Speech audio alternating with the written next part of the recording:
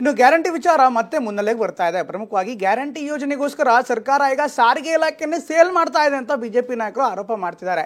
ಇನ್ನು ಬಿಜೆಪಿ ನಾಯಕರ ಈ ಆರೋಪಕ್ಕೆ ಸಾರಿಗೆ ಸಚಿವ ರಾಮಲಿಂಗಾರೆಡ್ಡಿ ಅವರು ಬಿಜೆಪಿಗರ ಮಾನ ಮರ್ಯಾದೆಯನ್ನೇ ಪ್ರಶ್ನೆ ಮಾಡ್ತಿದ್ದಾರೆ. ಯಾವಾಗ ಸಾರಿಗೆ ಸಚಿವರು ಪ್ರಶ್ನೆ ಮೇಲೆ ಪ್ರಶ್ನೆ ಮಾಡಿದ್ರು, ಈಗ ಬಿಜೆಪಿಯವರು ಒಂದಿಷ್ಟು ದಾಖಲೆಗಳನ್ನ, ಪ್ರಮುಖವಾಗಿ ಮುಖ್ಯ ಕಾರ್ಯದರ್ಶಿಗಳು ನಡೆಸಿರುವಂಥ ಸಭೆಯ ಹೈಲೈಟ್ಸ್ ಅನ್ನ ಮುಂದಿಟ್ಟು ಇದಕ್ಕೇನಂತೀರಿ ಅಂತ ಕೇಳ್ತಿದ್ದಾರೆ. ಅದಕ್ಕೆ ಕೌಂಟರ್ ಆಗಿ ಕಾಂಗ್ರೆಸ್ನ ಲಕ್ಷ್ಮೀ ಹೆಬ್ಬಾಳ್ಕರ್ ಅವರು ನಾವೇನು ಮಾಡಿಲ್ಲ, ಬಿಜೆಪಿಗರು ವಿಧಾನಸೌಧ ಬಿಟ್ಟು ಉಳಿದಿದ್ದೆಲ್ಲವನ್ನು ಮಾರ್ಬಿಟ್ಟಿದ್ದಾರೆ ಅಂತ ಮತ್ತೆ ತಿರುಗೇಟನ್ನ ಕೊಟ್ಟಿದ್ದಾರೆ.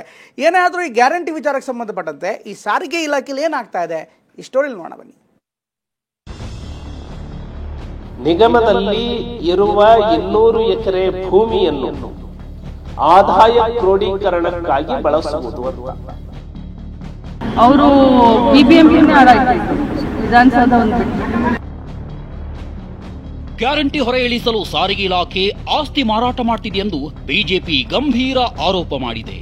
ಸಾರಿಗೆ ಇಲಾಖೆ 7,154 ಕೋಟಿ ಬಾಕಿ ಕಟ್ಟಿಲ್ಲ. 2023-24ರಲ್ಲಿ ಶಕ್ತಿ ಯೋಜನೆಯಡಿ 1,480 ಕೋಟಿ, 2024-25ರಲ್ಲಿ ಶಕ್ತಿ ಯೋಜನೆಯಡಿ 360 ಕೋಟಿ ಬಾಕಿ ಇದೆ. ಇದರ ಜೊತೆಗೆ ಭವಿಷ್ಯ ನಿಧಿ, ನಿವೃತ್ತ ನೌಕರರ ಬಾಕಿ, ಇಂಧನ ಬಾಕಿ, ಸಾಲದ ಬಾಕಿ, ಇತರೆ ಬಿಲ್ಗಳ ಬಾಕಿ ಇದೆ.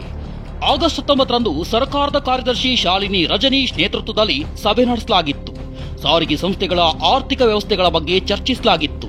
ಇಂಧನಕ್ಕಾಗಿ ಪ್ರತಿದಿನಕ್ಕೆ 9.5 ಕೋಟಿ ವೆಚ್ಚವಾಗ್ತಿದೆ. ಸಿಬ್ಬಂದಿ ವೇತನ ಸೇರಿ ಒಟ್ಟು 3,650 ಕೋಟಿ ಹೊರೆ ಬೀಳ್ತಿದೆ. ಈ ಹಿನ್ನೆಲೆ 15% ಪ್ರಯಾಣ ದರ ಹೆಚ್ಚಿಸಿ ಸರ್ಕಾರಕ್ಕೆ ಪ್ರಸ್ತಾವನೆ ಸಲ್ಲಿಸಲು ಶಾಲಿನಿ ಸೂಚನೆ ನೀಡಿದ್ರು. ದರ ಹೆಚ್ಚಳ ಮಾಡಿದ್ರು 1,800 ಕೋಟಿ ಸಾರಿಗೆ ನಿಗಮಕ್ಕೆ ನಷ್ಟವಾಗ್ತಿದೆ ಎನ್ನಲಾಗಿದೆ. ಹೀಗಾಗಿ ಸಾರಿಗೆ ನಿಗಮದ ಹೆಸರಲ್ಲಿ 200 ಎಕರೆ ಭೂಮಿ ಲಭ್ಯವಿದೆ. ಆದಾಯ ಕ್ರೋಢೀಕರಣಕ್ಕಾಗಿ ಮಾರಲು ಶಾಲಿನಿ ರಜನೀಶ್ ನೇತೃತ್ವದ ಸಭೆಯಲ್ಲಿ ನಿರ್ಧರಿಸಲಾಗಿದೆ ಎನ್ನುವ ಆರೋಪವನ್ನ ಬಿಜೆಪಿ ಪ್ರಧಾನ ಕಾರ್ಯದರ್ಶಿ ಪಿ ರಾಜೀವ್ ಮಾಡಿದ್ದಾರೆ. ಏನು ಸಾರಿಗೆ ಇಲಾಖೆಯ ಅಧಿಕಾರಿಗಳು ಇಷ್ಟು ಹಣವನ್ನ ಬಿಡುಗಡೆ ಮಾಡಬೇಕು ಅಂತೇಳಿ ಹೇಳಿದಾಗ ಅವರು ಸ್ಪಷ್ಟವಾಗಿ ಇದರಲ್ಲಿ ರೆಸಲ್ಯೂಷನ್ ಮಾಡಿಸಿದ್ದಾರೆ.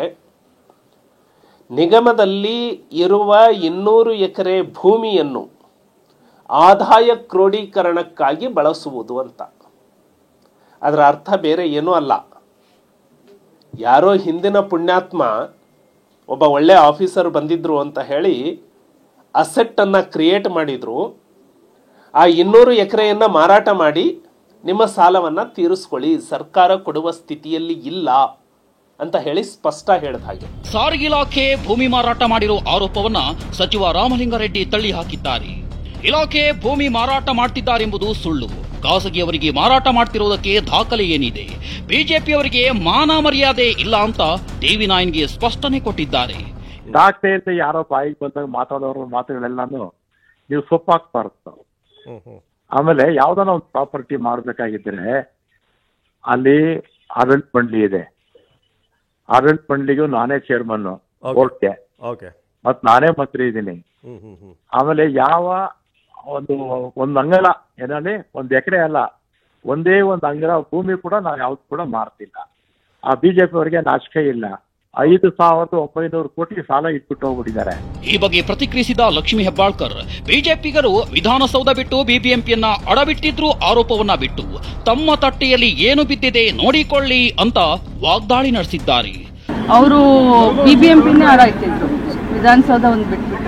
ಸೊ ಮೊದಲು ಆರೋಪ ಮಾಡೋರು ತಮ್ಮ ಹಿಡಿಯಲ್ಲಿ ಏನು ಬಿದ್ದಿದೆ ಅನ್ನೋದನ್ನ ನೋಡ್ಕೊಳ್ಳಿ.